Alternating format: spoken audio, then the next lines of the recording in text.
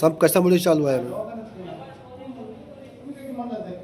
आज कर्मचारी आणि शिक्षक यांच्या शासनाचे लक्ष वेधण्यासाठी एक दिवसाचा धरणे आंदोलन आहे.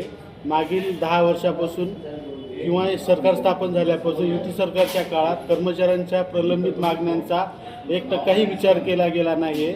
त्याबद्दल शासनाचं लक्ष वेधण्यासाठी हा एक लक्षवेधी एक दिवसाचा धरणं आंदोलन आहे. आपली काय मागणी आहे? आपली कर्मचाऱ्यांच्या अनेक प्रलंबित मागण्या आहेत, जसा की वेतनाचा विषय आहे.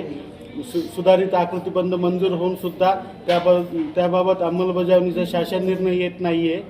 अशा अनेक मागण्या प्रस्तावित आहेत. त्यामध्ये महसूल कर्मचारी संघटना व इतर कर्मचारी संघटना यांच्या मार्फत धरणे आंदोलन आयोजित करण्यात आलेलं आहे.